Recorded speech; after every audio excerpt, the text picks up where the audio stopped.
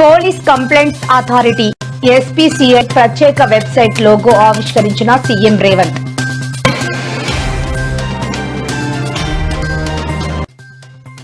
కడప కర్నూలుకు good news, ప్రధాని సమక్షంలో చంద్రబాబు కీలక వ్యాఖ్యలు.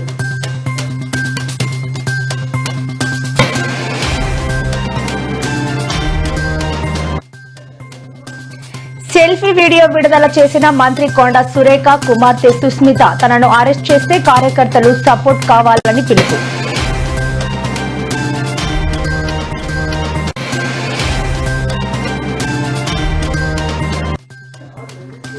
మహబూబ్ నగర్ జిల్లా స్కూలులో కలకలం, మధ్యాహ్న భోజనంలో కప్ప, పాఠశాలకు చేరుకుని టీచర్లపై మండిపడ్డ విద్యార్థుల తల్లిదండ్రులు.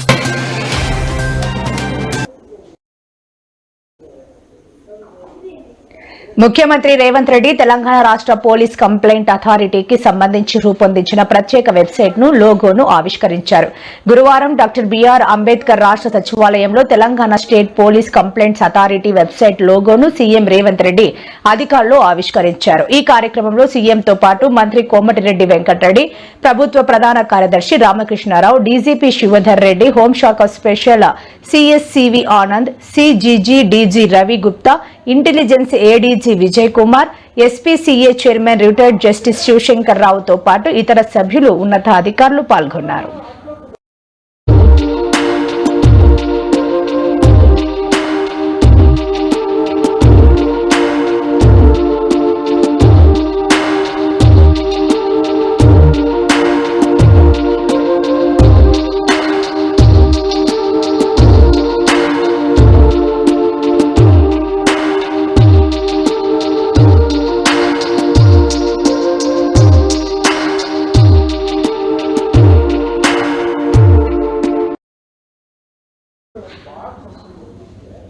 కర్నూలు, కడప ప్రజలకు సీఎం చంద్రబాబు గుడ్ న్యూస్ తెలిపారు. ప్రధాని మోదీ సమక్షంలోనే ఆయన కీలక వ్యాఖ్యలు చేశారు. కర్నూలులో నిర్వహించిన జీఎస్టీ బహిరంగ సభలో ప్రధాని మోడీ, డిప్యూటీ సీఎం పవన్ కళ్యాణ్ తో చంద్రబాబు కలిసి పాల్గొన్నారు. ఈ సందర్భంగా ఆయన మాట్లాడుతూ కర్నూలులో త్వరలోనే హైకోర్టు బెంచ్ ఏర్పాటు చేస్తామని హామీ ఇచ్చారు. కడపలో స్టీల్ ప్లాంట్, స్పేస్ సిటీని ఏర్పాటు చేస్తామని అన్నారు. ఓర్వకల్లులో డ్రోన్ సిటీ, రాయలసీమలో గ్రీన్ ఎనర్జీ ప్రాజెక్టులు ఏర్పాటు చేస్తామని తెలిపారు. రాయలసీమకు సిమెంట్ ఫ్యాక్టరీలు వస్తున్నాయని చంద్రబాబు తెలిపారు.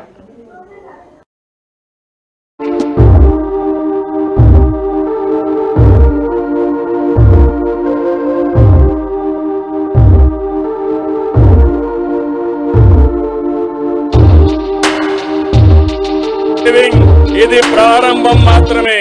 రాబోయే రోజుల్లో ఇలాంటి లాభాలు ఇంకా ఎక్కువ మనందరం చూడబోతున్నాం. దానికి ఆ ప్రధానమంత్రి నరేంద్ర మోడీ గారు ఇక్కడికి రావడం మనందరికీ శాశ్వతంగా గుర్తుంటుంది. On behalf of people of AP, I thank Modi ji for the GST reforms. Again, గట్టిగా మీరు చెప్పాలి, ఇది మా అందరికి న్యాయం జరిగిందని. I also congratulate him on his remarkable journey of 25 years tenure at the helm of public service as Chief Minister and Prime Minister. GST సంస్కరణలతో Bachat ఉత్సవం నేడు భరోసా ఉత్సవగా మారింది. సూపర్ జీఎస్టీ కార్యక్రమంలో భాగంగా రాష్ట్రమంతా ఇప్పటికే 98,000 ఈవెంట్లు నిర్వహించాం. డబల్ ఇంజిన్ సర్కార్తో మన రాష్ట్రానికి డబల్ బెనిఫిట్ వచ్చింది. ఇటు సూపర్ 6 పథకాలు, అటు సూపర్ జీఎస్టీతో ప్రజలకు సూపర్ సేవింగ్స్ జరిగాయి. Mega DSC, PM Kisan Annadata Sukhibhava, Shri శక్తి, తల్లికి వందనం, దీపం 2, పెన్షన్ల పంపిణీ వంటి సంక్షేమ కార్యక్రమాలతో సూపర్ 6 ని సూపర్ హిట్ చేశాం. జీఎస్టీ సంస్కరణలతో బచత్ ఉత్సవం నేడు భరోసా ఉత్సవగా మారింది. సూపర్ జీఎస్టీ కార్యక్రమంలో భాగంగా రాష్ట్రమంతా ఇప్పటికే 98,000 ఈవెంట్లు నిర్వహించాం. డబల్ ఇంజిన్ సర్కార్తో మన రాష్ట్రానికి డబల్ బెనిఫిట్ వచ్చింది. ఇటు సూపర్ 6 పథకాలు, అటు సూపర్ జీఎస్టీతో ప్రజలకు సూపర్ సేవింగ్స్ జరిగాయి. Mega DSC, PM Kisan Annadata Sukhibhava, Shri శక్తి, తల్లికి వందనం, దీపం 2, పెన్షన్ల పంపిణీ వంటి సంక్షేమ కార్యక్రమాలతో సూపర్ 6 ని సూపర్ హిట్ చేశాం. చేపలు రొయ్యలు, ఇది నిజంగా పులివెందుల్లో నేనే పొద్దు అనుకోలేదు. పులివెందుల్లో చేపలు రొయ్యలకు సంబంధించిన షాప్స్ కూడా వస్తాయి అని చెప్పి బహుశా ఎవ్వరం కూడా ఊహించిండం. Today though we are incredibly proud with the support of the government of India and the state of Andhra Pradesh. We're very pleased to announce a new gigawatt scale AI hub in Visakhapatnam. It's the largest AI hub that we are going to be investing in anywhere in the world outside of the US. It represents a capital investment over the next 5 years of $15 billion. Modi గారి యొక్క సహాయం మరవలేని సహాయం. కేంద్ర సహకారంతో అమరావతిని నిలబెట్టాం, పోలవరాన్ని గాడిన పెట్టాం, విశాఖ ఉక్కును బలోపేతం చేశాం. యంగ్ స్టేట్ ఏపీ, హైయెస్ట్ పెట్టుబడులు.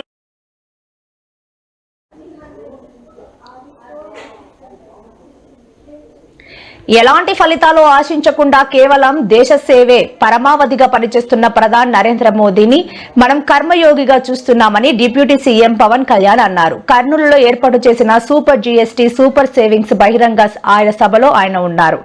ఈ సందర్భంగా పవన్ కళ్యాణ్ మాట్లాడుతూ మోదీ దేశాన్ని మాత్రమే కాదని 2 తరాలను నడుపుతున్నారని తెలిపారు. ప్రపంచమంతా దేశం వైపు తలెత్తి చూసే విధంగా ఆత్మ నిర్భర్ భారత్ తీసుకొచ్చారని కొనియాడారు. ఒక తరం కోసం ఆలోచించే నాయకుడు చంద్రబాబు అంటూ ప్రశంసించారు. కూటమి 15 ఏళ్లకు తక్కువ కాకుండా బలంగా ఉండాలని ఆయన ఆకాంక్షించారు.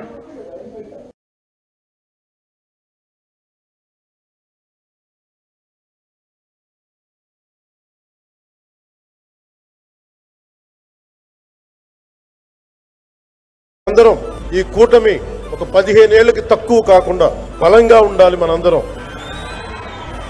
ఎంత బలంగా ఉండాలి అంటే ఇంక ఇది తప్ప ఇంకెవరికి ఏది రాదు. ఇబ్బందులున్నా ఏ ఉన్నా తట్టుకొని నిలబడి, ఎందుకంటే ఈ రోజున ప్రధానమంత్రి గారు మనకు వచ్చి అండగా ఉన్నారంటే ఈ పెట్టుబడుల్ని కానీ ఈ నమ్మకాన్ని కానీ ఎట్టి మాత్రం సడలించకుండా మేము ముందుకెళ్తామని మీ అందరికీ తెలియజేసుకుంటూ అందరూ సమిష్టిగా పనిచేస్తాం. ప్రధానమంత్రి గారి నాయకత్వంలో గౌరవ ముఖ్యమంత్రి నారా చంద్రబాబు నాయుడు గారి స్ఫూర్తితోటి ఆయన నాయకత్వంతో ముందుకెళ్తాం. మేమందరం మీ ఆకాంక్షల్ని, వచ్చే తరం ఆకాంక్షల్ని ముందుకు తీసుకెళ్తాం.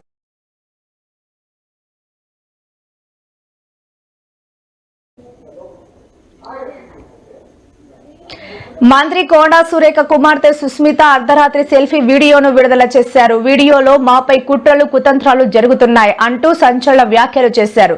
గుండు సుధారాణి ఇతర వరంగల్ నేతలు అంతా ఇందులో భాగస్వామ్యం అయ్యారని అన్నారు. తమ ఇంటిని పోలీసులు చుట్టుముట్టారని, పోలీసుల ప్రహారీలో తాను ఉన్నానని చెప్పారు. కార్యకర్తలు అధైర్యపడవద్దని, తాము ఎప్పుడు కార్యకర్తల వెంటనే ఉంటామని, పదవులు పైసలు శాశ్వతం కాదని చెప్పారు. కార్యకర్తలు అధైర్యపడకుండా తమకు ధైర్యం కల్పించాలని అన్నారు. తనను అరెస్ట్ చేస్తే కార్యకర్తలు ఖండించాలని, కార్యకర్తల సపోర్ట్ కావాలని కోరారు. మా అమ్మ ఇంటికి వచ్చి కన్నీళ్లు పెట్టిన రోజులున్నాయి సార్. ఇప్పటి వరకు నేను చెప్పలేదు, నేను ఇప్పుడు చెప్తున్నాను.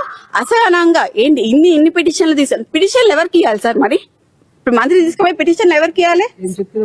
సీఎం కి ఇవ్వాలి కదా. పిటిషన్లు ఇస్తే ఇన్ని పిటిషన్లు ఇస్తారు, అన్ని పిటిషన్లు ఇస్తారు, అది ఇస్తారు, ఇది ఇస్తారు అని చెప్పి మా అమ్మని ఇష్టం ఉన్నట్టు మాట్లాడితే ఇంటికి వచ్చి కన్నీళ్లు పెట్టిన రోజులు ఉన్నాయి సార్. ఇక ఎక్కడున్నాం సార్? ఇప్పుడు మేము టీఆర్ఎస్ ఉన్నప్పుడు ప్రశాంతంగా ఉండే, టీఆర్ఎస్ ఉన్నప్పుడన్నా ప్రశాంతంగా ఉండే. మా గవర్నమెంట్ లో మాకు జరగటం ఏంటి సార్ ఇది? ఇప్పుడు ఉత్తమ్ కుమార్ రెడ్డి అంకల్ కి మేము ఫోన్ చేసినాం. ఆయన ఏమంటున్నాడు? అసలు నేను లెటర్ వేయలేదు అంటున్నాడు. ఇక్కడ పొంగులేటి ఒకడు, వేం నరేందర్ రెడ్డి ఒకడు, సీఎం ఒకడు, వీళ్ళందరూ మా మీద పగబట్టినారండి. మమ్మల్ని ఏడిపిస్తాను. మేము ఏం చేయాలని అడగాలనా? మనం ఏం అడగాల? లేకపోతే రేవంత్ రెడ్డి కాళ్ళు పట్టుకోవాలనా? కాళ్ళు పట్టుకుని ఈ సరికి మాటలు మాట్లాడకండి అని మా అమ్మకి నేను చెప్పాలనా? ఏం చెప్పాలండి? చాలా బాధాకరంగా ఉందండి నేను మాట్లాడడానికి. ఇట్లాంటి మాటలు మాట్లాడడం నిజంగా చాలా బాధాకరంగా ఉంది. ఎందుకంటే మా అమ్మ ఫైర్ బ్రాండ్ అండి. ఫైర్ బ్రాండ్ అయ్యి ఉండి ఇవాళ తను ఎన్నిసార్లు కంటతలు పెట్టినా నాకు తెలుసు. డాక్టర్ గా నాకు తెలుసు. ఎందుకమ్మా ఫైల్ ఇవ్వవు అని నేను బోనమ్మా, నా ఫైల్ ఇవ్వలేను, ఆయన దగ్గర పోతే ఇటు ఎట్లా పడతాం అట్లా మాట్లాడతారు అని ఉన్న మాటలు ఉన్నాయి. రేవంత్ రెడ్డి అండి ఏ పడితే మాట్లాడతాడండి ఆయన. మా అమ్మతోని అసలు ఆయన చక్కగా మాట్లాడిందే ఉండదు. ఇష్టం ఉన్నప్పుడు అండి, అంటే బీసీలంటే అంత చులకన భావం ఎందుకండి?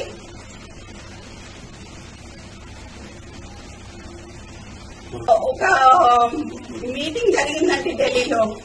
ఇది ఇప్పటివరకు బయటికి రాలేదు, నేను ఇవాళ చెప్పదలుచుకున్నా. ఢిల్లీలో అందరూ ఖర్గే గారు ఉన్నారు, అందరూ మీటింగ్ జరుగుతున్నప్పుడు అందరు మంత్రులు ఉన్నారు, సీఎం ఉన్నారు, ఖర్గే ఉన్నారు, అందరు ఉన్నప్పుడు మా అమ్మ ఏం మాట్లాడింది అని అంటే, కొంచెం అడ్మినిస్ట్రేషన్ ప్రాబ్లం అవుతుంది, పిఏ మీకు అందజేస్తున్నారో లేదా మాకు తెలియట్లేదు అన్న విషయం మాట్లాడగానే వెంటనే రేవంత్ రెడ్డి పక్కనున్న ఖర్గేకి హిందీలో ఇందుకే ఇంటికి రానియా ఏమన్నంటే ఏదో ఒకటి చెప్తుంది, 10 పిటిషన్లు పట్టుకొని వస్తుంది, 10 పనులు పట్టుకొని వస్తుంది, ఈ పని చేయంటది, ఆ పని చేయంటది, ఈ పని చేయంటది. మరి ఏడికి పోవాలండి? పని చేయొద్దా? ఎమ్మెల్యేలు మినిస్టర్లు పని చేయొద్దా? మా అమ్మ ఆ రోజు ఏడ్చిందండి. ఆ రోజు ఢిల్లీలో ఏడుస్తాను, అప్పటికప్పుడు పోయిన ఢిల్లీకి ఫోన్ చేసి ఏడుస్తే అప్పటికప్పుడు పోయినా. ఇప్పుడు జ్యోతి ఎవరున్నారు అక్కడ? జ్యోతి అది జ్యోతి ఆ రోజు ఢిల్లీలో అమ్మ ఏడ్చిందా? దేని గురించి ఏడ్చింది? ఏడ్చిందా? ఏమని చెప్పింది చెప్పండి. గట్టి చెప్పమ్మా, గట్టి కొంచెం లోడ్గా చెప్పండి. ఇంకా గట్టి చెప్పు.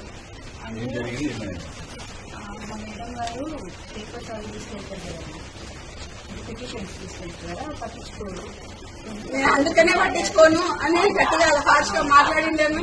తర్వాత ఏడొచ్చి డాలీ శర్మ గారు కూడా వచ్చారు కదా, డాలీ శర్మ గారు కూడా వచ్చి మా అమ్మని అది చేసి వెళ్ళారండి.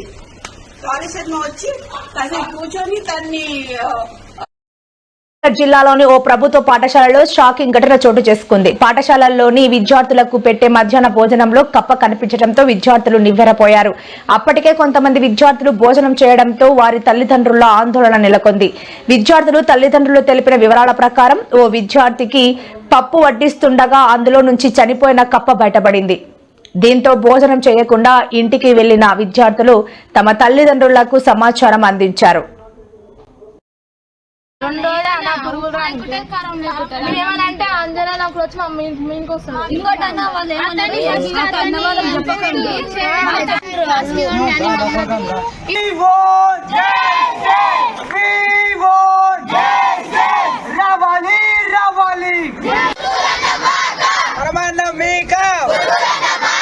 విద్యార్థులకు వెంటనే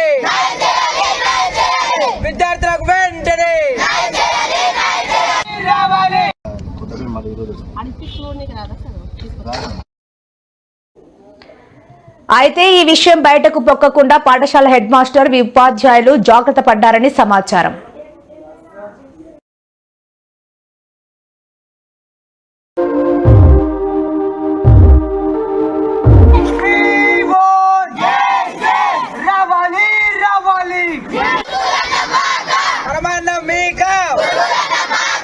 విద్యార్థులకు వెంటనే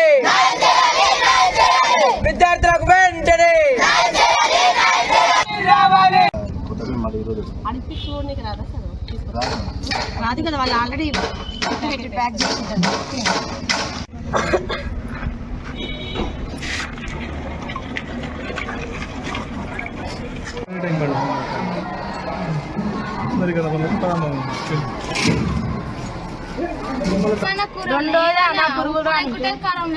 ఏమనంటే అంజనా నాకు వచ్చి మా మీనికి వస్తుంది. ఇంకోటన్నా వాళ్ళు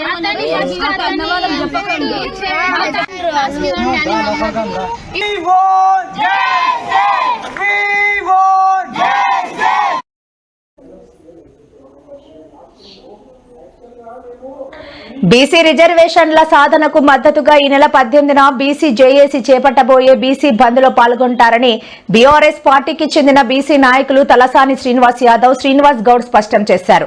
తెలంగాణ భవన్ లో వీరు మీడియాతో మాట్లాడారు. మేము అసెంబ్లీలోనే చెప్పినాం, ప్రభుత్వంపై వ్యతిరేకత ఉందని, కులగణన సరిగా జరగలేదు, కులగణన సర్వే పత్రంపై ముఖ్యమంత్రి ఉప ముఖ్యమంత్రి ఫోటో పెట్టడం తప్పు అని వారు పేర్కొన్నారు. చాలా తీవ్రంగా ఉంటాయి. రెండోది ఎల్లుండి జరగబోయేటువంటి బంధుకాలకు నేను ఆర్టీసీ యాజమాన్యానికి మరి అదేవిధంగా ఏవైతే రాష్ట్ర వ్యాప్తంగా ఉన్నటువంటి షాప్ ఎస్టాబ్లిష్మెంట్ దుకాణదారులకు అదేవిధంగా మెట్రో అందరూ కూడా సహకరించవలసినటువంటి అవసరం ఉంది. స్కూళ్ళు కాలేజీలు విద్యా సంస్థలు కూడా అందరూ కూడా స్వచ్ఛందంగా బంద్కు మీరు సహకరించాలని చెప్పి మేము రిక్వెస్ట్ చేస్తున్నాం. రెండోది మండలాలలో కానీ గ్రామాలలో కానీ జిల్లా హెడ్ క్వార్టర్లో కానీ బంధు సంపూర్ణంగా రాజకీయాలకు అతీతంగా బీసీ అనుకునేటువంటి ప్రతి వాళ్ళు కూడా దాంట్లో భాగస్వామ్యం కావాలని చెప్పి మేము అందరికీ రిక్వెస్ట్ చేస్తున్నాం. రేవంత్ రెడ్డి గారికి నిండు శాసనసభలో చెప్పింది, నువ్వు ఏం చేస్తావో చేసుకో, 42% రిజర్వేషన్ చట్టం ప్రకారంగా అయితేనే నువ్వు ఎలక్షన్ పో, లేకపోతే మా దమ్మేందో చూపిస్తామని చెప్పినాం. నేను ఈ రోజు కూడా చెప్తున్నా, మనం నికాసుగా నిలబడి కొట్లాడదామంటే చెప్పండి, తెలంగాణ రాష్ట్రంలో అగ్గి పుట్టించేస్తాం.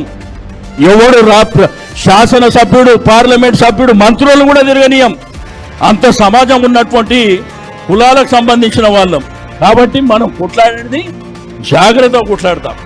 అంతేగాని మోసం చేసి ఇవన్నీ మనకు తెలియదు. ఆర్ కృష్ణ గారు తెలియదు, ఎప్పటి నుంచో ఉద్యమం చేస్తుండు. ఇప్పుడు కాదు, నా చిన్నప్పటి నుంచి చూస్తున్నా.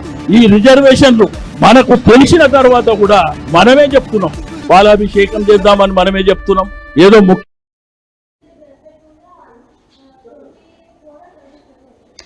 టీడీపీ అంటే తెలుగు దుహంకార పార్టీ అని ధ్వజమెత్తారు వైఎస్ఆర్సీపీ ఎమ్మెల్సీ వరదు కళ్యాణి.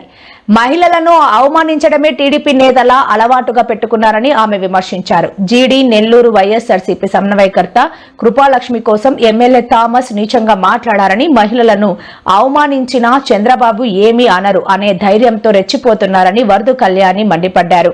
టీడీపీ నేతల వాళ్ళ ఇంట్లో వాళ్ళని అంటే ఎలా ఉంటుంది? దళిత మహిళ అని కూడా చూడకుండా వ్యక్తిత్వ హననం చేశారు. ఈ ఘటనను మేము తీవ్రంగా ఖండిస్తున్నాం. తక్షణమే కృపాలక్ష్మికి ఎమ్మెల్యే థామస్ క్షమాపణ చెప్పాలి అన్నారు. ఇలాంటి పనికి మాలిన drama troupe agent, drama troupe company ఓనరా ఈ కృపాలక్ష్మి? కొద్దిగైనా సిగ్గు, లజ్జ, రోషం, నిజంగా ఉప్పేసుకుని ఆనందింటే ఒక రోజు బతికినా కూడా రోషంగా హీనంగా బతకాలండి. ఇలాంటి సిగ్గుమాలిన బతుకు ఎందుకండి నాకు అసలు? టీడీపీ అంటే తెలుగు దురహంకార పార్టీగా మార్చేశారు. ఎందుకంటే ఎంత మంది మహిళల్ని వేధించినా అవమానించినా కూడా చంద్రబాబు నాయుడు గారి సపోర్టు, అలాగే పవన్ కళ్యాణ్ గారి సపోర్టు ఉంటుంది అన్న ధైర్యంతో ఈ విధంగా సభ్యత సంస్కారం మరిచి వీళ్ళు ప్రవర్తిస్తూ ఉన్న పరిస్థితులు ఎన్నో సంఘటనలో మనం చూస్తూ ఉన్నాము. ఇప్పుడు తీసుకుంటే మా వైఎస్ఆర్ కాంగ్రెస్ పార్టీ జీడీ నెల్లూరు నియోజకవర్గ సమన్వయకర్తగా ఉన్న కృపాలక్ష్మి గారి కోసం ఆ నియోజకవర్గ ఎమ్మెల్యే థామస్ అనే వ్యక్తి ఎంత దారుణంగా, ఎంత సంస్కారహీనంగా మాట్లాడాడో మనందరం వినడం జరిగింది. నిజంగా ఒక మహిళా నాయకురాలు, ఒక దళిత మహిళ, ఆవిడ ఎంతో చక్కగా ప్రజా సమస్యల మీద పోరాటం చేస్తున్న ఒక మహిళ గురించి ఎంత దిగజారిపోయి మాట్లాడుతూ ఉన్నారంటే అతని ధైర్యం ఏంటి? అతని అధినేత అయిన, వాళ్ళ పార్టీ అధినేత అయిన చంద్రబాబు నాయుడు గారు ఇలా మహిళలను అవమానించినా ఏమీ అనరు అన్న ధైర్యంతోనే ఈ విధంగా మాట్లాడుతూ ఉండే పరిస్థితి మనం చూస్తూ ఉన్నాం. ఆ ఎమ్మెల్యే అయిన థామస్ గారికి నేను ఒకటే అడుగుతూ ఉన్నాను, మీ ఇంట్లో ఆడవాళ్ళ గురించి మీరు ఎంత నీచంగా మాట్లాడగలరా? ఎంత సభ్యత మరిచి మీరు మాట్లాడగలరా? ఆ మహిళల గురించి ఎవరైనా మాట్లాడితే, మీ ఇంట్లో మహిళల గురించి ఎవరైనా ఇలా మాట్లాడితే మీరు ఊరుకుంటారా అని నేను అడుగుతూ ఉన్నాను. అయినా ఈ థామస్ అనే ఎమ్మెల్యే గారు అడ్డదారిలో ఈవీఎంల ద్వారా ఎమ్మెల్యే అయ్యారు. తీసుకుంటే నియోజకవర్గంలో ఎవరిని అడిగినా కూడా చెప్తూ ఉన్నారు, ప్రతి పనికి కూడా లంచం తీసుకుంటారంట. అలాగే తీసుకుంటే దేవుడు అంటే కూడా లెక్కలేదంట, బూట్లు వేసుకొని పూజలు చేస్తారంట. అలాంటి వ్యక్తికి మహిళలంటే గౌరవం ఎలా ఉంటుందని మేము ఎక్స్పెక్ట్ చేస్తున్నాం. అంత దారుణంగా మహిళలంటే గౌరవం లేని వ్యక్తి కాబట్టి ఒక దళిత మహిళని కూడా చూడకుండా అంత వ్యక్తిత్వ హననం చేస్తూ మాట్లాడడం నిజంగా దారుణం. దీన్ని మేము తీవ్రంగా ఖండిస్తూ ఉన్నాము. తక్షణమే ఎమ్మెల్యే మా కృపాలక్ష్మి గారికి క్షమాపణ చెప్పాలి. అలాగే చంద్రబాబు నాయుడు గారు మీ పార్టీలో ఎమ్మెల్యే ఇంత దారుణంగా మాట్లాడినందుకు అతని మీద చర్యలు తీసుకోవాల్సిందిగా మేము డిమాండ్ చేస్తూ ఉన్నాము. అలాగే మా కృపాలక్ష్మి గారు పోలీస్ స్టేషన్ లోని, అలాగే తీసుకుంటే ఎస్సీ కమిషన్ కి, నేషనల్ ఉమెన్ కమిషన్ కి కంప్లైంట్ ఇవ్వబోతున్నారు. వాళ్ళందరూ కూడా ఈ ఎమ్మెల్యే మీద చర్యలు తీసుకోవాల్సిందిగా మేము డిమాండ్ చేస్తూ ఉన్నాం. ఎన్నో సందర్భాల్లో ఇప్పుడు ఎమ్మెల్యే థామస్ విషయం అవ్వచ్చు, లేదా సుధీర్ రెడ్డి గారి విషయం అవ్వచ్చు, ఈ విషయమే కాకుండా ఎన్నో సందర్భాల్లో తెలుగుదేశం పార్టీ ఎమ్మెల్యేలు ఎంత దారుణంగా మహిళల కోసం మాట్లాడడం జరిగింది, వాళ్ళ వ్యక్తిత్వ హననం చేయడం జరిగింది. గతంలో నగరిలో మాజీ మంత్రి గారైన రోజా గారి కోసం ఆ గాలి భానుప్రకాష్ అనే వ్యక్తి ఎంత నీచంగా మాట్లాడితే కనీసం అతని గురించి ఎటువంటి చర్యలు తీసుకోలేదు. రోజా గారు కంప్లైంట్ ఇచ్చినా కూడా ఎటువంటి స్పందన లేని పరిస్థితి. నిజంగా మహిళలకి ఎంత అవమానంగా మాట్లాడుతున్నా పట్టించుకోకపోవడం ఈ ప్రభుత్వానికి నిజంగా సిగ్గు చేయటం అని తెలియజేస్తూ ఉన్నాను. అలాగే తీసుకుంటే మా జడ్పీ చైర్మన్ అయిన ఒప్పాల హారిక గారి మీద తెలుగుదేశం పార్టీ కార్యకర్తలు ఎంత దారుణంగా దాడి చేయడం జరిగింది, కారు ఎంతగా ధ్వంసమైంది. ఆమె కేసు పెట్టినా కనీసం పట్టించుకోలేదు. అలాగే తిరిగి మళ్ళీ ఆమె భర్త మీద కేసు పెట్టడం జరిగింది. అంటే ఎంత దారుణంగా వ్యవహరిస్తున్నారో అర్థం చేసుకోవచ్చు. అలాగే సత్యవేడు టీడీపీ ఎమ్మెల్యే కోనేటి ఆదిమూలం అనే వ్యక్తి లైంగిక వేధింపులు చేశాడు అని చెప్పి మీ తెలుగుదేశం పార్టీ కార్యకర్త ఈ రాష్ట్రంలో రక్షణ లేదని పక్క రాష్ట్రంకి వెళ్లి హైదరాబాద్ లో ఆమె ప్రెస్ మీట్ పెట్టి చెప్పింది. అయినా కూడా ఎటువంటి చర్యలు ఆ ఎమ్మెల్యే మీద తీసుకోలేదు. సరికదా పంచాయతీ చేసి ఆమెను బెదిరించి ఆ కేసు వెనక్కి తీసుకునేట్టుగా చేసే పరిస్థితిని మీరు కల్పించడం నిజం కాదా అని నేను అడుగుతూ ఉన్నాను. అలాగే తీసుకుంటే ఇంకో టీడీపీ ఎమ్మెల్యే కొలికపూడి శ్రీనివాస్ అనే వ్యక్తి వేధింపులకి చిట్టెలవలస గ్రామానికి చెందిన మహిళా బీఆర్ఓ ఆత్మహత్య యత్నానికి పాల్పడింది. ఆమెను ఆమె భర్తను టార్గెట్ చేస్తున్నారు ఇతనని ఆవిడ ఎంతగానో చెప్పడం జరిగింది. ఎటువంటి స్పందన లేకపోతే ఆత్మహత్య యత్నానికి పాల్పడితే ఎటువంటి చర్యలు కూడా తీసుకోలేదు. సరికదా చంద్రబాబు నాయుడు గారు పొలిటికల్ పంచాయతీ చేసి ఈ గొడవ లేకుండా సద్దు మనిగేట్టుగా చేయడానికి ప్రయత్నించడం జరిగింది. అంటే ఎంత దారుణమైన పరిస్థితులు ఈ రాష్ట్రంలో నెలకొని ఉన్నాయో అర్థం చేసుకోవచ్చు. అలాగే తీసుకుంటే కాకినాడ జనసేన రూరల్ ఎమ్మెల్యే తాలూకా అనుచరులు పవన్ కళ్యాణ్ గారి శాఖ పంచాయతీరాజ్ శాఖలో పనిచేస్తున్నారు. ఆవిడేమో ఫీల్డ్ అసిస్టెంట్ గా పనిచేస్తున్న ఆమెకేమో అనుచరులు నెల నెల మామూలు ఇవ్వాలి లేదా పక్కలోకి రావాలని వేధిస్తే ఆమె ఆత్మహత్య యత్నానికి పాల్పడడం జరిగింది. అంటే ఎంత దారుణం. అంటే మీ కూటమి ప్రభుత్వం అధికారంలోకి వచ్చాక మీ ఎమ్మెల్యేలు వాళ్ళ అనుచరుల వల్ల మహిళలకి ఎలా రక్షణ లేని పరిస్థితులు ఉన్నాయి, ఎలా అవమానాలకు గురవుతున్నారు అనేది మీరు చూస్తూ ఎటువంటి స్పందించకపోవడం, ఎటువంటి స్పందన మీలో లేకపోవడం నిజంగా చాలా దారుణం, చాలా దురదృష్టకరం. అలాగే తీసుకుంటే గుంటూరు ఈస్ట్ ఎమ్మెల్యే నసీర్ వేధింపులకు టీడీపీ మహిళా కార్యకర్త ఆయన ఆఫీస్ ఎదురుగానే ఆత్మహత్య యత్నానికి పాల్పడింది. అతని మీద ఏమైనా కేసు పెట్టారా? ఎటువంటి కేసు లేదు. చూస్తే ఈ రాష్ట్రానికి ఒక మహిళ హోంమంత్రిగా ఉన్నారు. ఆవిడైతే ఇన్ని సంఘటనలు జరుగుతున్నా ఎటువంటి చర్యలు, అలాంటి వేధింపులకు గురి చేసిన మీ ఎమ్మెల్యేల మీద ఎటువంటి చర్యలు ఆవిడ తీసుకోవట్లేదు. ఈ రోజు తీసుకుంటే మహిళా హోంమంత్రి గారైనా లేదా ముఖ్యమంత్రి గారు అవ్వచ్చు, డిప్యూటీ సీఎం గారు అవ్వచ్చు, ఇన్ని సంఘటనలు జరుగుతుంటే ముఖ్యంగా మహిళల్ని ఎంత దారుణంగా మీ ఎమ్మెల్యేలు వేధిస్తూ ఉన్నా కనీసం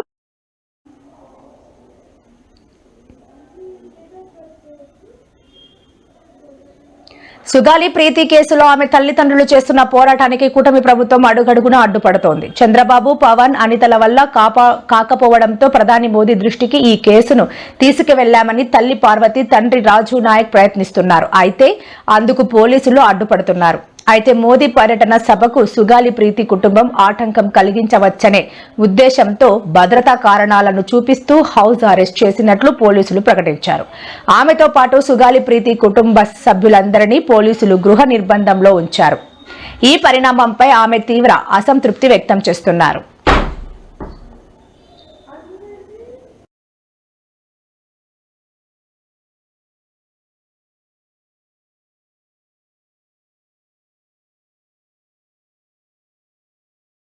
కోర్టు ఏమి ఇచ్చారంటే మీరు ఫర్దర్ ప్రొసీడర్ కండి, వీళ్ళని మాత్రం సమస్య చేసి పిలవద్దండి సార్. ఆ మెయిన్ కీలకమైనది three men committee report sir. ఎందుకంటే దాంట్లో ఎవరైతే ఈ కేసును తారుమారు చేశారో వాళ్ళే వాళ్ళ స్వస్థలతో, అంటే వాళ్ళ సొంత హ్యాండ్ రైటింగ్ తో ఇది మేము తప్పు చేశామని రాసిచ్చారు సార్. అందుకు దాని మీద హైకోర్టుకి వెళ్ళారు సార్ అక్యూజర్ వాళ్ళు. దాంట్లో మొత్తం పూర్తిగా ఏ అధికారి ఏ విధంగా కేసుకి అన్యాయం చేశారు అనేది ప్రతి ఒక్కటి వాళ్ళు మొత్తం వాళ్ళ సొంత హ్యాండ్ రైటింగ్ తో రాసి ఒప్పుకున్నారు సార్.